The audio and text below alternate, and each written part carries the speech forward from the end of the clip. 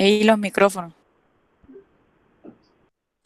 Muy buenas noches, mi grupo está conformado por Andrea Leones, Juan David Tenorio, Linda Figueroa y mi persona, Raúl Infante.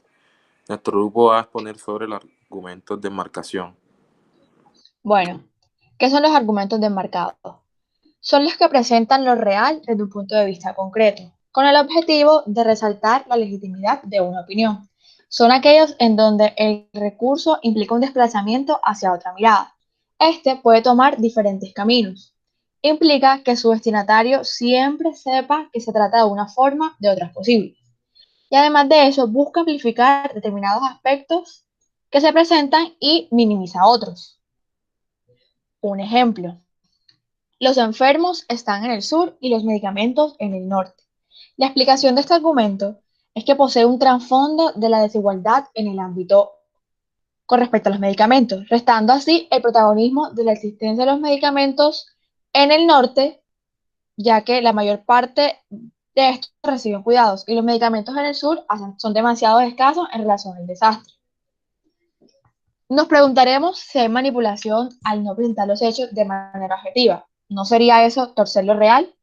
La argumentación, debemos recordar que la argumentación solamente es válida para situaciones muy numerosas, en las que no hay un único real posible, sino que lo que todo es cuestión de interpretación y de punto de vista.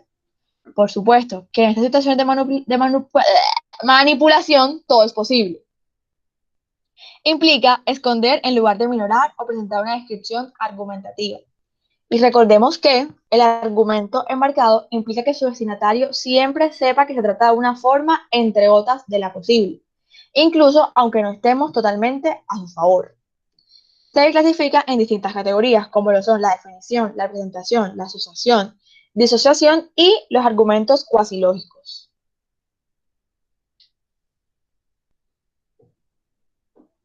Buenas noches, yo les voy a hablar acerca de la definición. En la argumentación encontramos lo que es la definición argumentativa. En el texto que nos dieron de referencia para la exposición, encontramos lo que es la definición argumentativa, retórica y científica.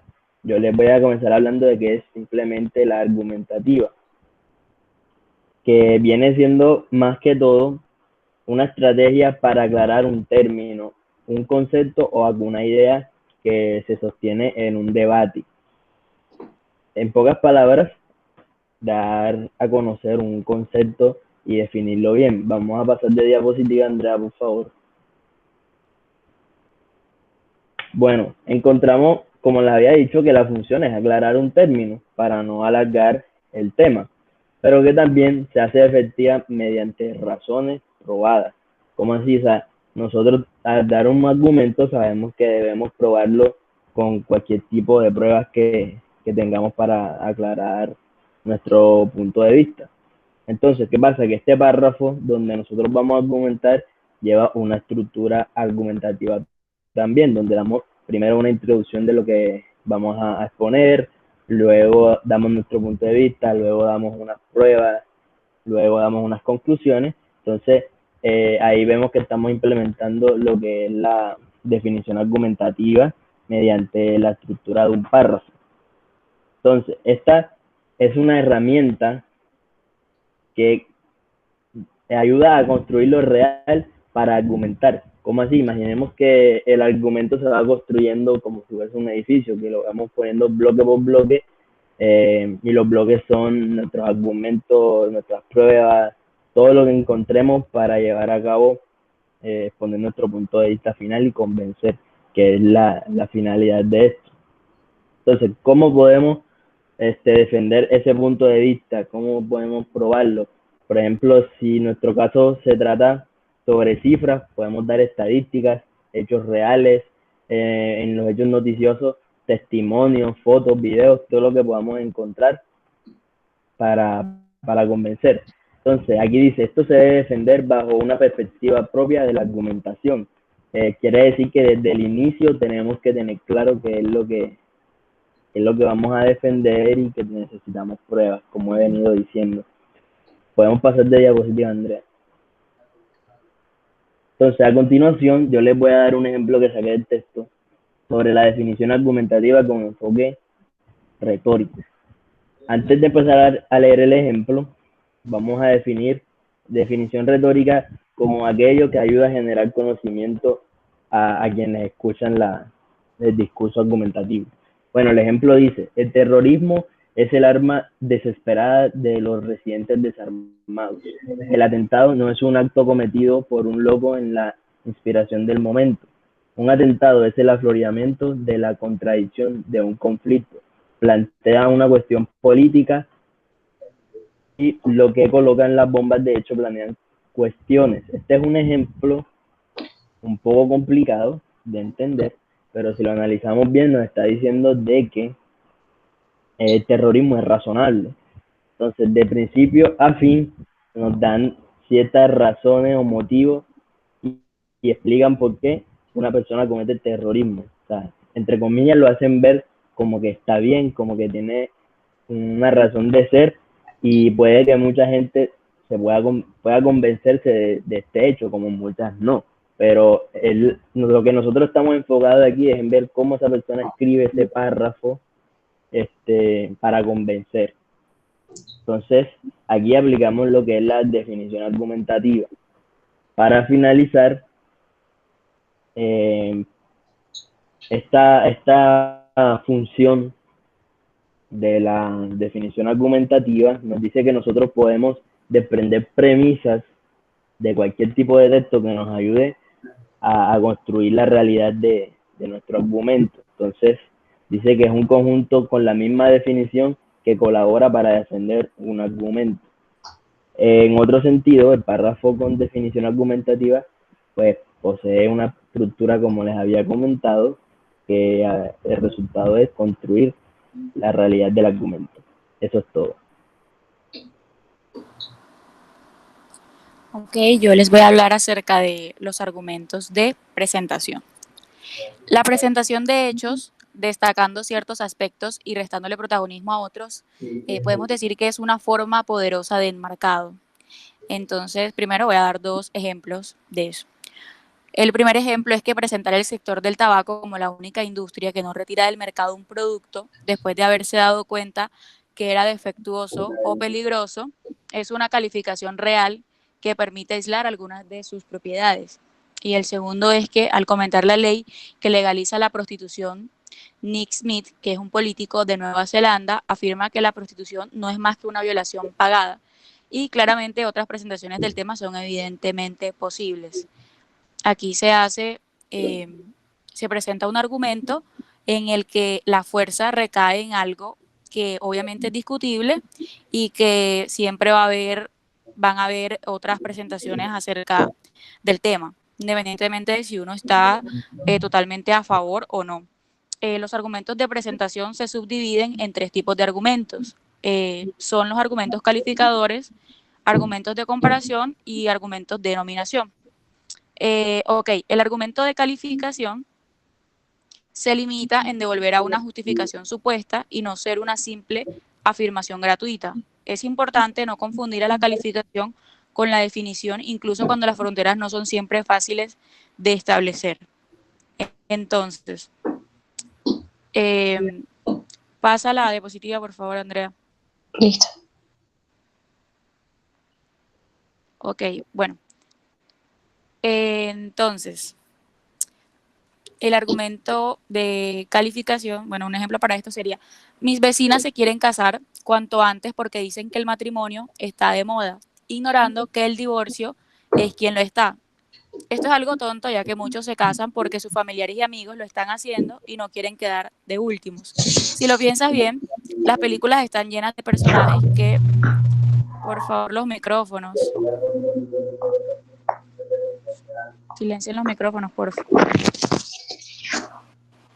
Si lo piensas bien, las películas están llenas de personajes que viven juntos y no quieren comprometerse para toda la vida. Incluso columnistas recomiendan a la gente vivir juntos durante un largo periodo para así probar su compatibilidad. Siendo así, tendrían un matrimonio fructífero. Bueno, este ejemplo, claramente, o sea, en calificación vemos que la palabra tonto ya está calificando a este argumento y entonces lo refuta o sea, va a dar una justificación supuesta y no es simplemente una afirmación, ya que está argumentado y pues la palabra tonto, ya con esa palabra que tenemos ahí, pues estamos haciendo una calificación. En cuanto a los argumentos de comparación, un momento. Pasa la diapositiva, Andrea. Ok. En los argumentos de comparación, estos también son una forma de presentación siempre y cuando se articulen términos cercanos que pertenecen a un mismo universo. El argumento de comparación pretende que lo que es válido en un ejemplo lo sea con más razón en un caso semejante, mayor o menor grado. Es importante que se haga de esta manera porque si no estaríamos hablando de analogía, que es un término del cual pues no tocaremos hoy, pero hay que tener cuidado con no caer en eso. Y bueno, su formulación es muy similar a las matemáticas. Por ejemplo, si A es mayor que B y B mayor que C, con mayor razón A es mayor que C. Entonces, ¿cómo utilizar un argumento de comparación de mayor a menor? Por ejemplo, dado que Luis ha demostrado su incapacidad para dirigir la sección regional de la empresa, sería impensable ponerlo al frente de la sección nacional. Entonces, en la primera situación, cuando utilizamos un argumento de comparación de mayor a menor, estamos apelando a un ejemplo en el que la razón se da en un grado mayor que en tu caso. Entonces, la publicidad emplea continuamente el argumento de comparación de mayor a menor.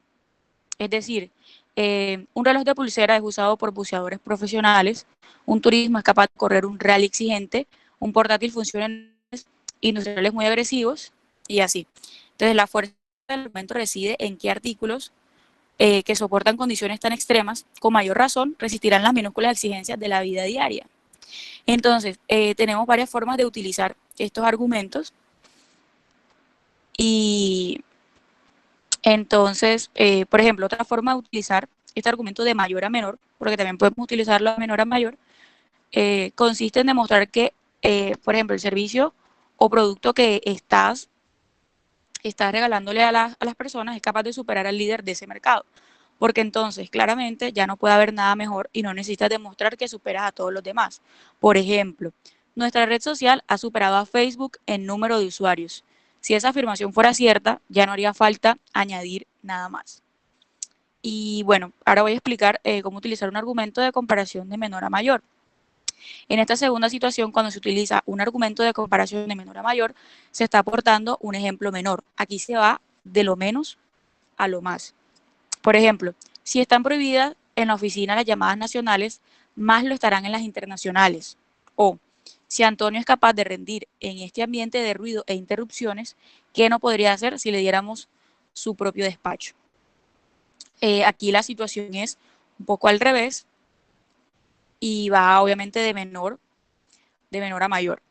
Otra forma de comparación especialmente convincente se consigue a través de la proyección de una serie de fotografías con acusados constantes entre el antes y el después tras algún tipo de incidente, proceso o cambio. Este recurso sigue usándose profusamente en la publicidad.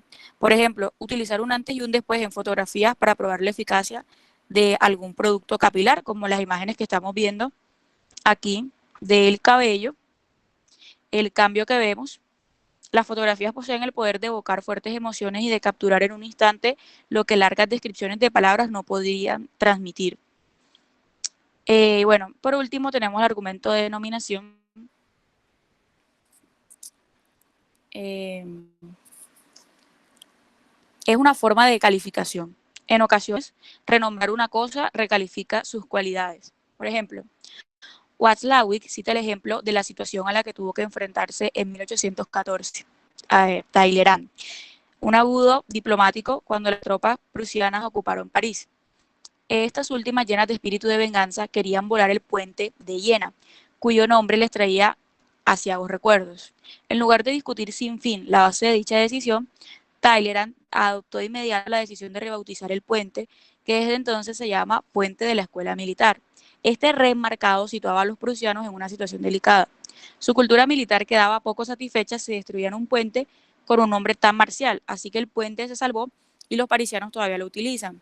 Entonces, en este argumento de denominación, vimos que al renombrar el nombre del puente, pues ya no tendrían como esos malos recuerdos, simplemente con renombrarlo. Entonces, aquí lo que hace es que ese renombramiento recalificó las cualidades.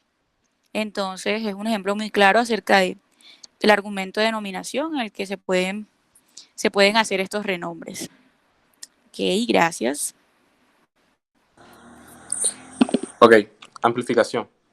Perelman propone que para crear la presencia es útil insistir en diferentes aspectos del momento que no son dudosos. Al prolongar la atención que se le da, se aumenta su presencia en la conciencia de los oyentes. Eso sería todo. Muchas gracias.